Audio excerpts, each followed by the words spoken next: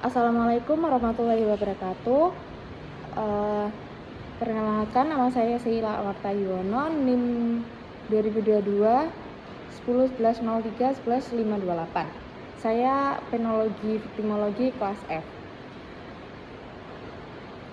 Pada video kali ini saya akan mempresentasikan mengenai tujuan dan pedoman pemidanaan dalam Undang-Undang Nomor 11 Tahun 2023 tentang Kitab Undang-Undang Hukum Pidana atau yang biasa kita kenal sebagai KUHP baru.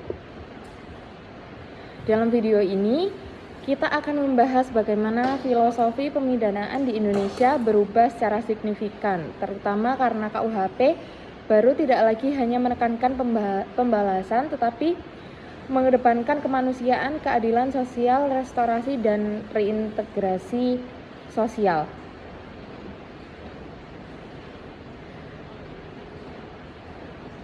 Pembahasan yang pertama, konsep pemidanaan dalam KUHP baru. Sebelum membahas tujuan dan pedoman pemidanaan, kita perlu memahami bahwa KUHP baru membawa paradigma baru dalam hukum pidana. Jika sebelumnya pemidanaan lebih berorientasi pada penghukuman, KUHP baru lebih menekankan bahwa pidana harus proporsional, berorientasi pada masa depan, dan memperhatikan hak korban, pelaku, dan juga masyarakat. KUHP baru mengadopsi beberapa prinsip modern, yakni ada 4. Yang pertama, restoratif justice atau keadilan restoratif. Yang kedua, kemanusiaan yang mengutamakan perlindungan terhadap martabat manusia. Yang ketiga, individualisasi pidana, yaitu pidana harus sesuai dengan kondisi personal pelaku. Dan yang keempat adalah ultimum remedium, yang berarti bahwa pidana adalah suatu jalan terakhir. Bagian kedua yakni mengenai tujuan pemidanaan, ada di pasal 51 KUHP baru. Sekarang kita masuk ke pokok pembahasan, yakni tujuan pemidanaan dalam pasal 51 di KUHP. Pasal ini menjelaskan 3 tujuan utama pemidanaan dalam KUHP baru. Yang pertama yaitu memasyarakatkan terpidana. Tujuan pertama adalah memasyarakatkan terpidana, artinya penghukuman tidak boleh hanya menjatuhkan penderitaan tetapi harus mempunyai efek membina. Penjara dalam KUHP baru dipandang sebagai tempat rehabilitasi, bukan sebagai suatu pembalasan. Contohnya pada penjelasan naratif bisa disampaikan seperti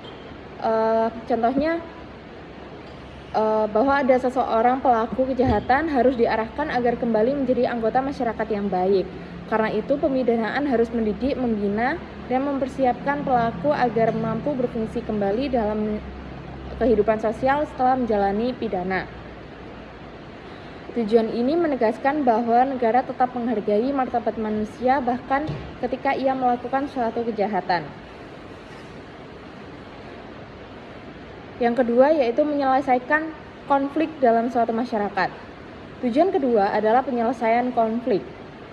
Kejahatan dianggap sebagai konflik antara pelaku, korban, dan juga masyarakat. Pidana harus menjadi sarana untuk memulihkan harmoni yang terganggu. Ini membuka ruang bagi mediasi penal, restitusi, perdamaian, dan keadilan restoratif lainnya. Jadi dapat disimpulkan di bagian nomor 2 ini bahwa pemidanaan tidak boleh hanya fokus pada pelaku, namun korban harus juga mendapatkan perhatian baik melalui pemulihan, permintaan maaf, maupun melakukan ganti rugi. Proses penyelesaian konflik juga bertujuan mengembalikan ketertiban sosial yang terganggu. Yang ketiga yakni menimbulkan penyesalan pada pelaku. Tujuan yang ketiga adalah menumbuhkan penyesalan pada pelaku. Tujuan ini fokus pada perubahan moral. Pemidanaan harus mampu membuat pelaku memahami dampak dari perbuatannya sehingga tidak mengulanginya lagi. Pelaku kejahatan perlu dibantu agar memahami kesalahan dan bertanggung jawab atas perbuatannya. pidana diharapkan tidak hanya menakut-nakuti tetapi menumbuhkan kesadaran dan perubahan karakter. Di bagian 3 membahas mengenai pedoman pemidanaan, yaitu pasal 52 KUHP baru. Selain tujuan pemidanaan, KUHP baru juga menetapkan pedoman pemidanaan yang harus dipertimbangkan oleh hakim. Pedoman ini penting untuk memastikan bahwa pidana dijatuhkan secara adil dan proporsional. Ada beberapa aspek penting. Yang pertama yaitu ada kesalahan pelaku atau guilt. Hakim harus mempertimbangkan tingkat kesalahan, niat, dan juga kesengajaan pelaku. Apakah dia berniat jahat? Apakah ia mengetahui akibat dari tindakannya tersebut? Semakin besar kesalahan, semakin berat pidananya. Yang kedua yakni memasuki ke motif dan tujuan melakukan suatu tindak pidana. Hakim menilai apakah pelaku memiliki motif tertentu, seperti contohnya motif ekonomi, motif dendam, motif pembelaan diri, ataupun adanya suatu paksaan atau dipaksa. Motif akan mempengaruhi berat ringannya suatu hukuman pidananya. Yang selanjutnya adalah membahas mengenai sikap batin pelaku, termasuk apakah pelaku menunjukkan penyesalan, kooperatif, atau justru menghalangi penyidikan. Yang selanjutnya adalah riwayat hidup dan kondisi sosial ekonomi pelaku. Ini merupakan prinsip individualisasi pidana. Hakim harus mempertimbangkan yang pertama yakni usia, yang kedua kondisi keluarga, yang ketiga status ekonomi, yang keempat apakah pelaku adalah pencari nafkah, yang kelima dilihat dari kondisi psikologisnya. Hal ini membuat pidana lebih manusiawi dan kontekstual. Pembahasan yang selanjutnya yakni adanya pengaruh tindak pidana terhadap korban. Misalnya adanya luka fisik, trauma, kerugian ekonomi, hilangnya nyawa keluarga. Pemidanaan harus mempertimbangkan keempat dari dampak tersebut. Selanjutnya ada pemaafan dari korban. Jika korban memaafkan, pidana bisa diperingan. Ini sejalan dengan konsep keadilan restoratif yang menempatkan korban sebagai pusat pemulihan. Yang selanjutnya adalah nilai-nilai hukum yang hidup dalam masyarakat atau living law. KUHP baru memberi ruang kepada hukum adat, hukum moral masyarakat, dan kearifan lokal. Hakim wajib memperhatikan nilai-nilai tersebut saat memberikan pidana kepada pelaku. Yang bagian keempat adanya integrasi keadilan restoratif. Salah satu aspek penting KUHP baru adalah integrasi restoratif justice. Restoratif justice bertujuan untuk yang pertama yakni memulihkan kerugian. Yang kedua yakni mempertemukan pelaku dan juga korban. Yang ketiga mencari solusi yang damai dan juga adil. Nah, dalam konteks ini tujuan dan pedoman pemidanaan menjadi lebih komprehensif karena memadukan proses formal dan juga informal. Oleh karena itu, dengan adanya restoratif justice, penyelesaian perkara tidak harus selalu berakhir pada penjara. Dalam kasus tertentu, permintaan maaf, ganti rugi, atau kesepakatan damai bisa lebih efektif memulihkan hubungan sosial.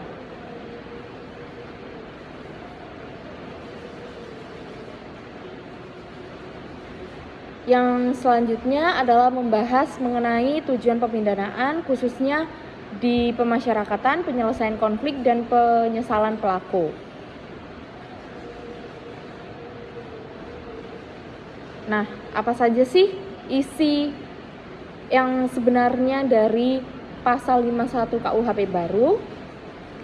Pada pasal 51 KUHP baru menyebutkan bahwa tujuan pemidanaan mencakup yang pertama yakni mencegah dilakukannya tindak pidana dengan menegakkan norma hukum. Yang kedua, memasyarakatkan terpidana dengan melakukan pembinaan agar menjadi orang yang lebih baik. Yang ketiga, menyelesaikan konflik yang ditimbulkan oleh tindak pidana. Yang keempat, memulihkan keseimbangan dalam masyarakat. Yang kelima, menumbuhkan rasa penyesalan pada terpidana. Yang keenam, yaitu membebaskan rasa bersalah pada terpidana. Nah, pada video presentasi kali ini, saya akan fokus pada 3 hal yang selanjutnya, yakni pemasyarakatan, penyelesaian konflik, dan juga penyesalan pelaku. Dimulai dari pemasyarakatan. Pemasyarakatan mengubah pelaku menjadi anggota masyarakat yang lebih baik. Di KUHP lama, penjara itu hanya sebagai tempat penghukum, tetapi di KUHP baru ini dirubah pemidanaan bukan lagi sekedar membalas, melainkan melakukan pemasyarakatan.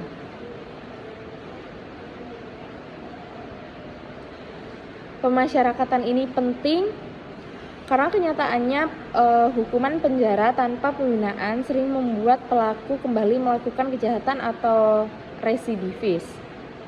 Dengan program pemasyarakatan ini, negara ingin memutus rantai kejahatan dan meningkatkan kualitas hidup pelaku dan juga masyarakat. Lalu hal baru yang sangat penting dalam pasal 51 adalah adanya tujuan penyelesaian konflik.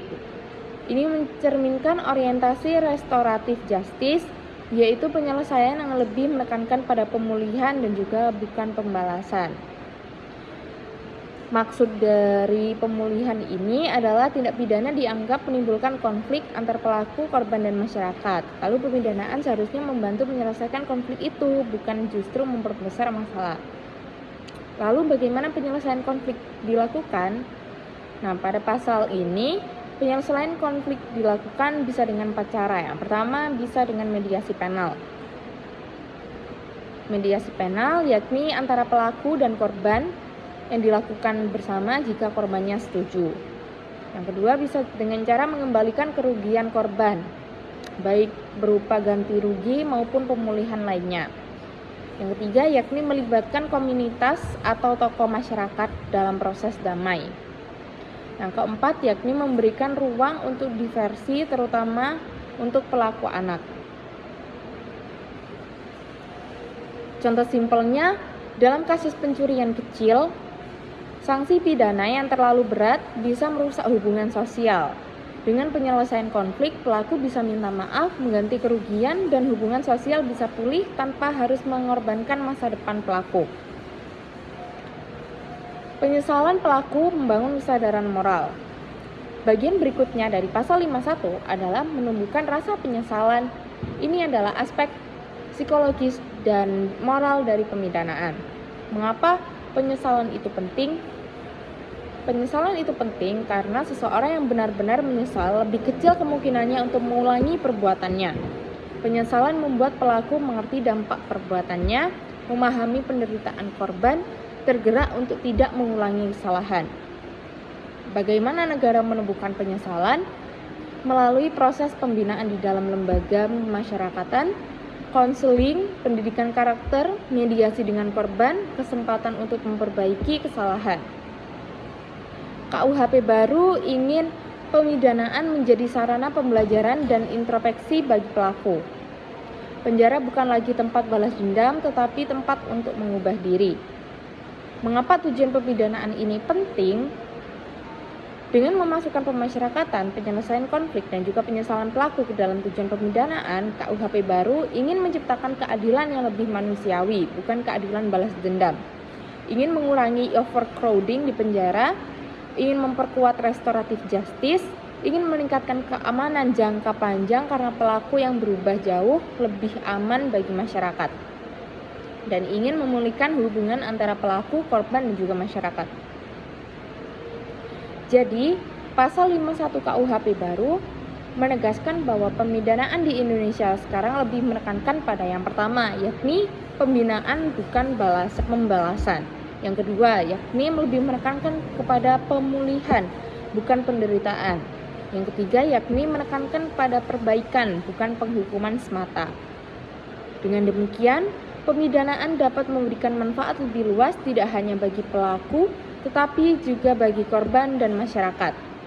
Inilah langkah maju dalam reformasi hukum pidana Indonesia.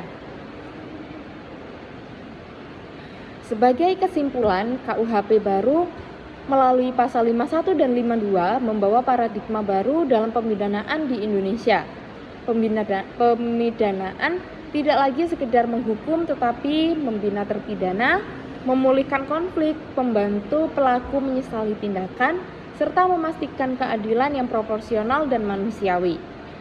Dengan tujuan dan pedoman pemidanaan ini, diharapkan sistem peradilan pidana Indonesia semakin maju, modern, dan tetap berakar pada nilai-nilai masyarakat Indonesia. Secara keseluruhan, Undang-Undang Nomor 1 Tahun 2023 tentang KUHP membawa perubahan fundamental dalam cara negara memandang dan menerapkan pemidanaan. Melalui pasal 51 dan 52 KUHP baru menyatakan bahwa pemidanaan bukan lagi sekedar alat pembalasan ataupun penghukuman semata, melainkan instrumen untuk mencapai keadilan yang lebih manusiawi, proporsional, dan berorientasi pada pemulihan. Paradigma baru ini meletakkan martabat manusia sebagai pusat, baik martabat pelaku korban maupun masyarakat yang terdampak oleh suatu tindak pidana. Tujuan pemidanaan dalam pasal 51 menunjukkan pergeseran besar dari konsep retributif ke arah konsep rehabilitatif dan restoratif. Pemasyarakatan ditempatkan sebagai tujuan utama untuk memastikan bahwa setiap pelaku kejahatan tidak terputus dari masyarakat, melainkan dibina agar mampu kembali berperan secara positif. Penyelesaian konflik dan pemulihan keseimbangan sosial menegaskan bahwa tindak pidana dilihat tidak hanya sebagai pelanggaran hukum, tetapi sebagai gangguan terhadap relasi sosial yang harus diperbaiki. Begitu pula menekankan pada penyesalan pelaku yang menunjukkan bahwa perubahan internal dan kesadaran moral merupakan aspek penting dalam keberhasilan pemidanaan jangka panjang. Sementara itu, pedoman pemidanaan dalam pasal 52 memberikan kerangka kerja yang jelas bagi hakim untuk menjatuhkan pidana yang adil. Pertimbangan menyeluruh seperti tingkat kesalahan, motif, sikap batin pelaku, dampak terhadap korban, kondisi sosial, ekonomi, hingga nilai hukum yang hidup dalam masyarakat. Semuanya harus menunjukkan bahwa pemidanaan harus diputuskan dengan mempertimbangkan konteks dan karakteristik setiap kasus secara individual. Pendekatan ini menghindarkan pemidanaan yang bersifat mekanis dan mengarah pada hasil yang benar-benar proporsional serta relevan dengan kebutuhan pemulihan. Dengan mengintegrasikan prinsip-prinsip restoratif justice, KUHP baru mencoba menciptakan keseimbangan antara perlindungan norma hukum dan pemulihan hubungan sosial. Penyelesaian perkara tidak selalu harus berujung pada penjara, melainkan dapat melalui mediasi penal, ganti rugi, atau mekanisme lain yang lebih efektif membangun perdamaian dan mencegah pengulangan tindak pidana. Langkah ini juga sejalan dengan upaya mengurangi overcrowding di lembaga pemasyarakatan, serta memastikan bahwa hubungan yang dijatuhkan benar-benar memberikan manfaat bagi semua pihak. Pada akhirnya, reformasi pemidanaan dalam KUHP baru menggambarkan orientasi hukum pidana Indonesia menuju sistem yang tidak hanya menekankan kepastian hukum, tetapi juga keadilan substantif dan kemanfaatan sosial. Tujuan dan pedoman pemidanaan yang baru ini mengajak seluruh aparat penegak hukum, polisi, jaksa, hakim, dan lembaga pemasyarakatan untuk bekerja secara lebih holistik, humanis, dan responsif terhadap dinamika masyarakat. Dengan penerapan yang konsisten, KUHP baru diharapkan mampu menghadirkan sistem pemidanaan yang lebih modern, efektif, dan sesuai dengan